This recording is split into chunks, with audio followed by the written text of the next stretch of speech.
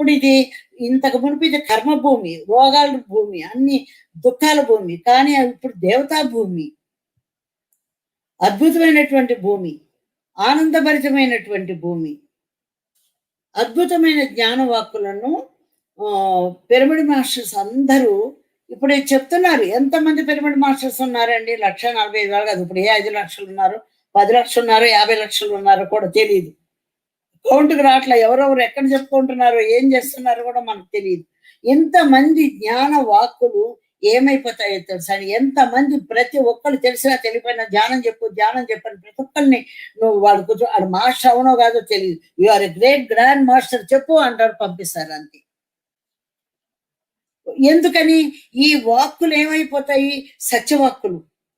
ధ్యానం అంటే ధీ అంటే ఆత్మ, యానం అంటే ప్రయాణం. అంటే నేను ఆత్మతో ప్రయాణిస్తున్నాను, నేను ఆత్మని అనేది ధ్యానం ద్వారా వాడు తెలియజెప్తూ మీరు అలా ధ్యానం చేయండి అని తెలియజెప్పి ఈ మాటలు బాణాల్లాగా వెళ్ళి ఆ గోడను బదులు పెట్టేస్తాయి.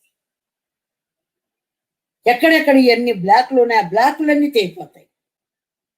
అందుకే తెలిసినా తెలియకపోయినా ధ్యానం చేయండి, ధ్యానం చేయండి, ధ్యానం చేయండి అని చెప్పమనేది. మీ నోటి నుంచి ఎవరో డబ్బులు పెట్టుబడి పెట్టాలా, పనమ్మాయి వచ్చింది 5 నిమిషాలు కూర్చొని ధ్యానం చేయవే, చుట్టాలు వచ్చారు అంత ఇదిగో ఒక్క 2 నిమిషాలు కూర్చొని ధ్యానం చేయి, ఇలా కూర్చో. ఎవరికైనా సరే ముందు మనం చెప్పాలి, మొహమాట పడకుండా చెప్పాలి.